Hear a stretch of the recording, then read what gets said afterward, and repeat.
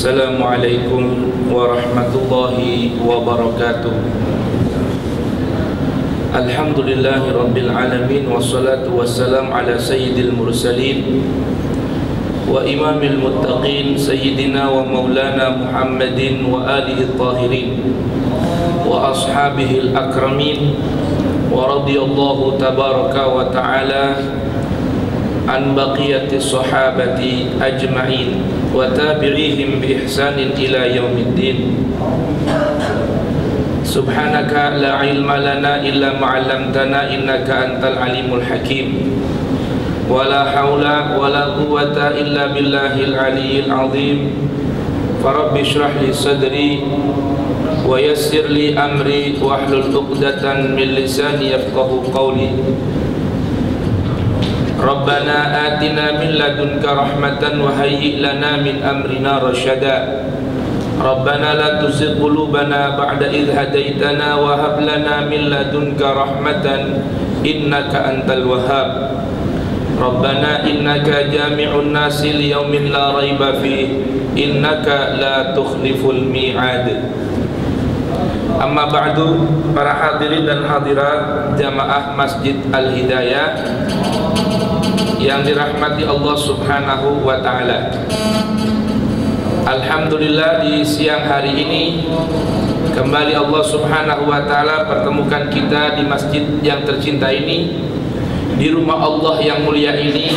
Selain untuk melaksanakan kewajiban dari Allah, yaitu sholat zuhur berjamaah, sekaligus kita sedikit merenungkan waktu yang singkat ini beberapa firman Allah yang merupakan buku petunjuk hidup manusia dari kitab Al-Quranul Karim, dengan harapan semoga Allah Tabaraka wa Ta'ala memberikan manfaat dan keberkahan dari renungan kajian kita di siang hari ini. Amin ya rabbal alamin. Ma'asyiral hadirin dan hadirat yang dirahmati Allah Subhanahu wa Ta'ala, masih kita menyambung kajian dari suratul Baqarah ayat 40 hingga 42, atau selanjutnya bila masih ada waktu tersisa, yang mana berisikan tentang gambaran kehidupan Bani Israel, yang tentunya pelajaran ini hendaknya kita ambil agar jangan sampai kita terjerumus dalam keburukan karakter, sifat dan perilaku kaum Bani Israel yang Allah Subhanahu wa Ta'ala telah gambarkan dan sampaikan pada kita dari kitab sucinya, yaitu Al-Quranul Karim. Bersambung pada ayat 41, a'udzubillahi minasyaitonir rajim. Bismillahirrahmanirrahim. Wa aminu bima anzaltu musaddiqan lima ma'akum wa la takunu awwala kafirin bih wa la tashtaru bi ayati thamanan qalila wa iyaya fattaqun. ولا تلبسوا الحق بالباطل وتكتموا الحق وأنتم تعلمون وأقيموا الصلاة وآتوا الزكاة واركعوا مع الراكعين. Lihat di sini Allah Subhanahu wa Ta'ala mengajak dan memerintahkan para Bani Israel untuk beriman bima, kepada sesuatu, yaitu yang anzaltu, aku turunkan, kata Allah. Yaitu apa itu yang Allah turunkan? Al-Quranul Karim. Musaddiqan, yang mana Al-Quran atau yang sesuatu yang aku turunkan itu musaddiqan, yang membenarkan, lima, kepada apa atau sesuatu, ma'akum, yang ada pada kalian. Jadi di sini Allah Subhanahu wa taala menekankan kepada Bani Israel untuk beriman atau mengimani akan apa yang Allah telah turunkan kepada Nabi kita Muhammad sallallahu alaihi wasallam. Lihat di sini Allah gunakan kata ma anzaltu, sesuatu atau apa-apa yang aku turunkan. Allah tidak gunakan kata Al-Quran. Kan bisa aja kan redaksinya kalau Allah mau gunakan wa aminu bil Quran misalnya, berimanlah kalian kepada Al-Quran. Tidak, Allah gunakan kata ma anzaltu untuk mengisyaratkan bahwa apa yang disampaikan oleh baginda Rasul sallallahu alaihi wasallam dari ayat-ayat ini. Karena ini kan Al-Baqarah, khususnya ayat yang berkenaan dengan Bani Israel, banyak turun di kota Madinah. Karena kan di sana banyak orang-orang Yahudi dan Nasrani atau keturunan dari Bani Israel tadi. Untuk menggambarkan bahwa apa yang baginda Rasul sampaikan, apa yang baginda Rasul bacakan, itu bukan hasil karya beliau. Di sini Allah tegaskan dengan kata-kata ma anzaltu, sesuatu yang aku telah turunkan kepada Rasulullah Muhammad sallallahu alaihi wasallam. Ini yang perlu dipahami.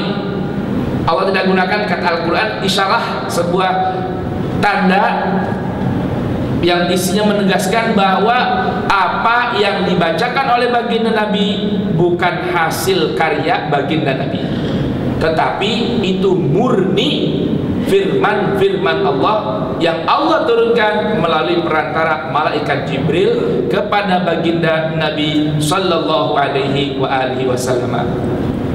Kemudian yang isinya apa yang Allah turunkan pada Nabi kita Muhammad, yaitu Al-Quran tadi, isinya adalah musaddiqan, membenarkan apa yang ada di tengah-tengah kalian atau apa yang ada dalam kumpulan atau tulisan kalian. Maksudnya bagaimana? Ini perlu dipahami di sini. Arti tasdiqan, membenarkan. Beda ya antara membenarkan dengan pembenaran. Pahami ini. Membenarkan dengan pembenaran. Jadi ada orang kan belajar mencari kebenaran, ada orang belajar mencari pembenaran. Sama apa beda kira-kira? Ya sama ya. Nah, Al-Quran ini berisikan sesuatu yang membenarkan apa yang tercantum dalam kitab Taurat dan Injil. Maksudnya bagaimana? Arti membenarkan ini, tasdik. Tasdik itu bila, karena ini Al-Quran turun belakangan ya, setelah Taurat, Injil, baru Al-Quran. Jadi Al-Quran ini merevisi dan membenarkan apa yang ada dalam Taurat dan Injil. Maksudnya Al-Quran ini adalah tolak ukur.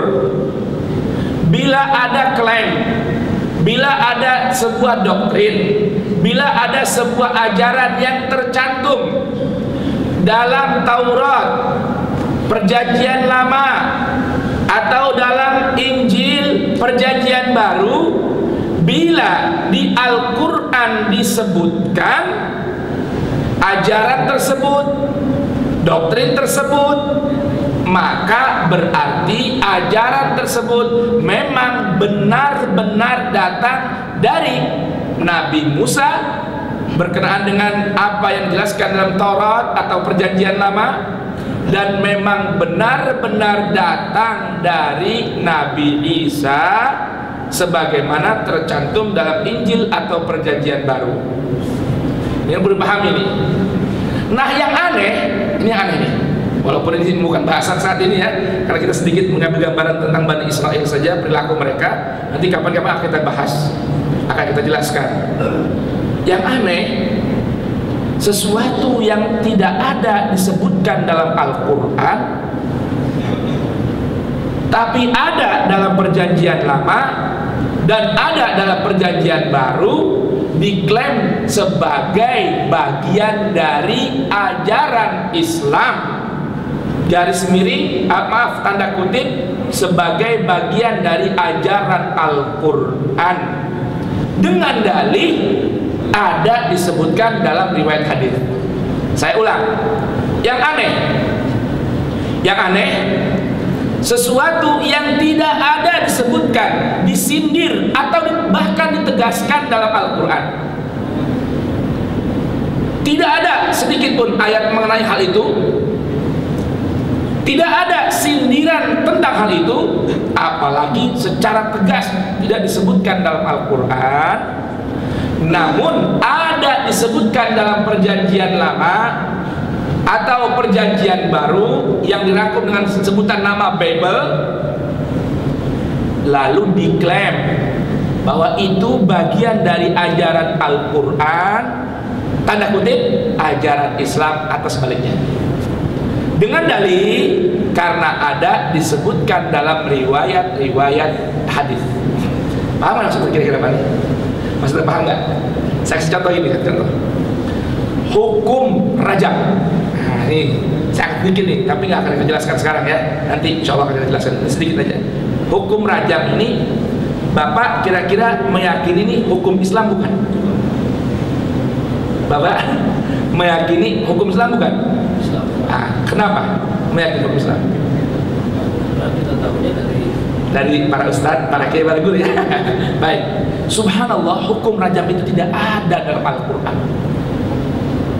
Yang ada dalam Bible, perjanjian baru atau perjanjian lama. Di Al-Quran tidak ada, di Bible ada, dan di riwayat hadis juga ada.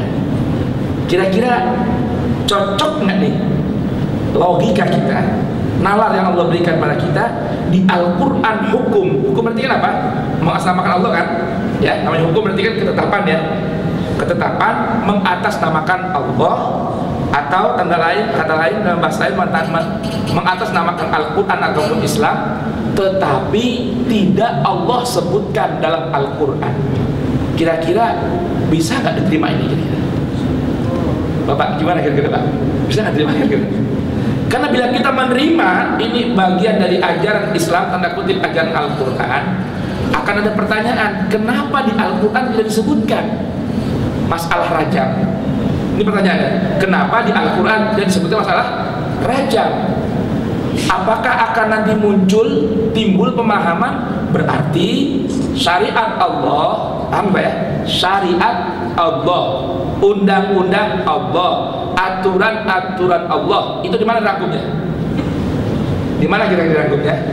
Al-Quran ya.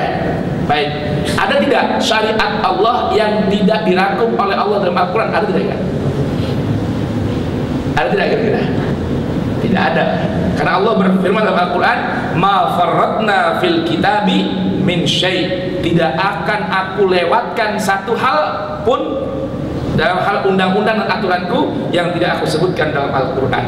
Kira-kira akan muncul tidak pemahaman atau konsekuensi bahwa ada hukum-hukum yang tidak disebutkan oleh Allah dalam Al-Quran?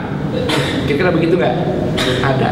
Berarti kalau kita yakini ada suatu hukum, aturan atau undang-undang Allah untuk mengatur kehidupan manusia tidak disebutkan oleh Allah dalam Al-Quran, berarti Al-Quran ini tidak sempurna atau kurang. Cocok nggak kira-kira? Cocok nggak? Bisa itu? Ini jadi pertanyaan kan? Jadi semua saling bertentangan. Kalau kita menerima ini, berarti akan konsekuensinya begini. Kita menerima itu, maka konsekuensinya ada juga. Ini, tapi masalah rajam akan kita bahas nanti ya. Cuma sekedar sekedar info aja dulu ya, bahwa ini sebuah pertanyaan, namun harus kita pandai memahaminya.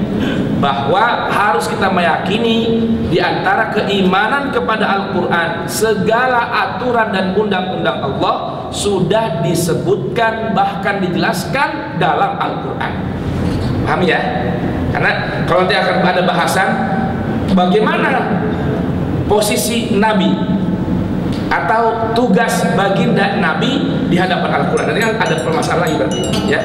Bagaimana posisi atau tugas baginda Nabi di hadapan Al-Quran? Apakah menambah keterangan yang tidak disebutkan oleh Allah dalam Al-Quran, ataukah tugas Nabi hanya terbatas membacakan serta mempraktekkan apa yang ada teorinya dalam Al-Quran? Kan gitu nanti ya. Baik, nanti kita sambung kapan pelajarannya. Yang penting nanti ada di sini insya Allah ya. Baik, jadi perlu pahami ini arti musaddiqan ya. Musaddiqan lima ma'akum artinya Al-Quran ini diturunkan oleh Allah, yang kaitannya atau konteksnya terhadap Bani Israel adalah membenarkan apa yang ada dalam Taurat dan Injil, lalu disempurnakan lagi oleh Al-Quran. Paham ya? Jadi kan kalau buku Taurat, kitab Taurat ini kitab tatanan panduan bagi Bani Israel. Begitupun Zabur dan Injil. Kalau Al-Quran ini sebuah kitab panduan dan tatanan bagi seluruh manusia. Ini beda ya. Kan saya sampaikan, dan Al-Quran menjelaskan, dan sunnah Nabi pun menjelaskan juga, menetapkan juga bahwa agama Yahudi dan Nasrani ini agama yang bersifat komunitas, bukan untuk seluruh manusia, seluruh umat. Tapi kalau agama Islam diturunkan oleh Allah sebagai penutup ajaran-ajaran Allah yang sebelumnya untuk seluruh umat manusia. Ini perlu paham ini ya. Kalau kita lihat sejarah lagi, kalau kita mau lihat korek sejarah, baru ada fatwa dari ajaran Nasrani untuk mendakwahkan ajaran Isa Al-Masih alaihi salatu wassalam itu ya, baru ada muncul setelah apa? Setelah muktamar di Nisia ya, yang dikenal dengan apa? Nisia itu bagian dari Konstantinopel, bagian dari Turki. Sejak Raja Romawi mendeklarasikan ajaran baru untuk mengikuti keinginan para raja. Jadi kalau kita buka sejarah nih, tahun 325 terjadi muktamar, keputusan Nisia. Bisa dibuka di Google Pak ya. Keputusan Nisia 325 itu Paulus ya mendeklarasikan ajaran ini menjadi sebuah ajaran kerajaan, tapi menghilangkan masalah tauhid, diganti dengan masalah trinitas. Karena Raja Konstantinopel ya mempunyai seorang anak dari ibu yang berbangsa Israel, beragama Nasrani, sedangkan ayahnya adalah kaum pagan, penyembah para dewa. Maka dipilih hari Minggu alias Sunday. Hari apa? Hari dewa matahari sebagai hari Id buat mereka. Nah, itu nanti panjang lah. Bapak bisa buka di Google sejarah Nisia 325. Jadi rekomendasi dari Paulus untuk mendakwahkan ajaran Nasrani versi Konstantinopel, gitu lah ya. Bukan versi Nabi Isa, bukan. Karena agama kitab Taurat dan kitab Injil adalah sebuah panduan bagi Bani Israel. Makanya sini kan kajian tentang mana? Bani Israel. Nah, Al-Quran ini atau Ma'anzaltu ini tugasnya atau fungsinya adalah diantaranya musaddiqan lima ma'akum, untuk membenarkan apa yang ada di tengah-tengah kalian. Jadi bila Al-Quran mengiyakan, berarti Taurat dan Injil ngikut dengan Al-Quran. Bila Al-Quran tidak menyebutkan, tapi ada dalam Taurat dan Injil, berarti itu membuktikan bagian dari tangan kotor yang digunakan oleh para rahib. Sini nanti Al-Quran akan menggambarkan apa perilaku mereka di hadapan Taurat dan Injil. Wala takunu awwala kafirin bi, wala takunu awwala kafirin bi. Allah berfirman kepada Bani Israel, dan janganlah kalian wahai Bani Israel menjadi orang yang selalu terdepan untuk mengingkari ma anzaltu tadi, atau mengingkari Al-Quran. Jadi ini pesan Allah kepada mereka. Bila ini diartikan awala, bagian terdepan. Kalau diartikan awala, yang pertama.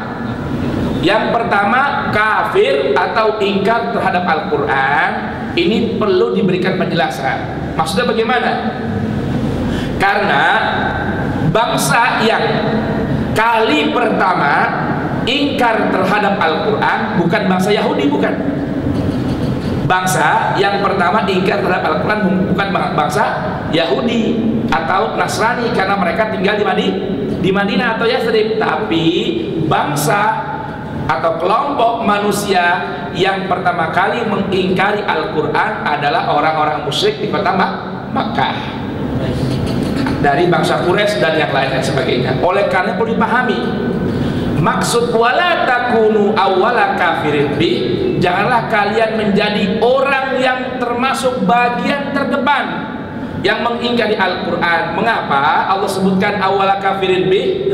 Kalau orang kafir Quraisy di kota Makkah ini memang sejak sekian ratus tahun tidak ada seorang Rasul yang diutus kepada mereka. Lihat, mana buktinya ucapan saya ini? Buktinya ada dalam Al-Quran. Allah berfirman, lihat dalam surat Yasin dan dalam banyak surat-surat yang lain. Apa kata Allah? Yasin wal Qur'anil Hakim innaka laminal mursalin ala siratim mustaqim tanzilal azizir rahim. Ini semua menyebutkan tentang apa nih? Mulai dari Yasin sampai sini menyebutkan tentang keutamaan Al-Quran. Yasin wal Qur'anil Hakim, demi Al-Quran yang maha bijaksana. Tanpa wal Qur'anil Hakim innaka laminal mursalin, sesungguhnya engkau wahai Rasul betul-betul utusan Allah. Ya, innaka laminal mursalin ala siratin mustaqim, di atas jalan yang lebar, lapang, luas dan lurus, yaitu agama Islam. Tanzilal azizir rahim, Al-Quran ini turun dari mana? Dari Al-Aziz, zat yang maha menang, Ar-Rahim yang maha penyayang. Apa tujuannya? Apa fungsinya Al-Quran ini? Litundzira qauman, apa? Memperingatkan satu kelompok masyarakat. Ma undzira aba'uhum, yang belum pernah ada yang mengingatkan mereka ataupun mengingatkan para leluhur mereka. Ini ya surat Yasin turun di mana? Di mana turunnya? Di kota Makkah. Nah, bukti bahwa di kota Makkah bangsanya bangsa apa? Arab, keturunan Ismail. Sejak zaman Nabi Ismail sampai zaman Nabi Muhammad tidak ada satu rasul pun diutus di tengah-tengah mereka. Litundzira qauman ma undzira aba'uhum fahum ghafilun. Maka dari itu mereka lalai, tidak kenal dan tidak ingat dengan Allah Subhanahu wa ta'ala. Tapi kalau Bani Israel, mulai sejak zaman Nabi Israel, Nabi siapa? Nabi Yakub, anak keturunannya sampai Nabi Musa, Harun, Yusuf, Daud, Yakub, Ayub, Sulaiman, terus sampai Nabi Isa, mereka selalu diutus. Di tengah-tengah mereka seorang Rasul Allah Subhanahu wa ta'ala.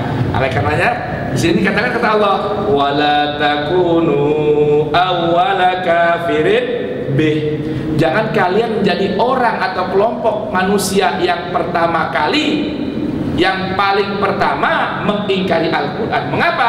Karena tentang Al-Quran dan tentang Nabi Muhammad sudah dijelaskan dengan detail dalam kitab-kitab kalian, mulai Taurat, Zabur hingga Injil. Namun karena kedengkian mereka, kekecewaan mereka, loh kok Nabi akhir zaman bukan dari bangsa Bani Israel? Israel, tapi kok dari bangsa Arab. Yang Allah gambarkan bangsa Arab itu adalah bangsa ummiyun, yang tidak bisa baca dan tidak bisa tulis. Lain dengan Bani Israel yang banyak orang-orang pandai di tengah-tengah mereka. Maka mereka akhirnya dengki. Kan banyak di Al-Quran ini ayat yang berbunyi hasadan min indi anfusihim, karena kedengkian mereka kepada bangsanya Nabi Muhammad sallallahu alaihi wasallam, baghyan bainahum, dan seterusnya. Ini merupakan sebuah bukti bahwa Allah ingatkan mereka, Bani Israel, jangan sampai kalian menjadi orang-orang yang pertama kali mengingkari terhadap Al-Quran. Kemudian pesan Allah subhanahu wa ta'ala, karena ini faktanya yang terjadi di saat itu, dan ini pelajaran buat kita agar jangan sampai terulang saat ini. Mereka melakukan apa?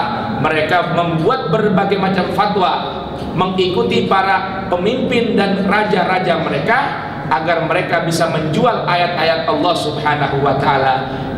Mereka menukil apa yang mereka inginkan dari Taurat, Zabur, dan Injil untuk memuaskan keinginan para raja-raja mereka.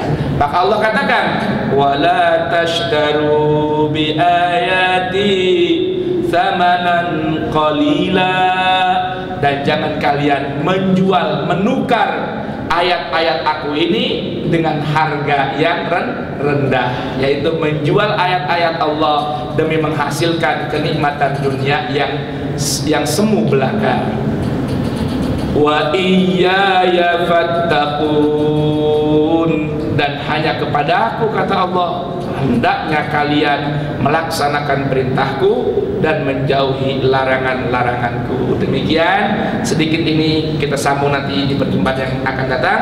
Mudah-mudahan bermanfaat. Insya Allah di pertemuan kita selanjutnya semua akan kita bahas kajian berkenaan ayat-ayat Bani Israel, agar dapat jadi pelajaran yang bermanfaat buat kita. Karena saat ini terus terang bangsa atau kaum muslimin di Indonesia pada khususnya mempraktekkan apa yang Allah sudah ingatkan dari segala ucapan, tindak tanduk, serta perilaku Bani Israel. Di antaranya mengkotak-kotak agama. Ini kan juga bagian dari apa? Perilaku Bani Israel. Memecah belah, mengadu domba, dan lain sebagainya. Mudah-mudahan kita mempelajari ayat-ayat yang berkenaan dengan tuntunan Allah dari kaum Bani Israel ini dapat kita ambil pelajaran agar tidak berlaku di tengah-tengah kita, insyaallah. Wallahu ta'ala a'lam bishawab. Subhanakallahumma bihamdik, asyhadu an la ilaha illa anta, astaghfiruka wa atubu ilaik. Wa lafu minkum. Wassalamu alaikum warahmatullahi wabarakatuh.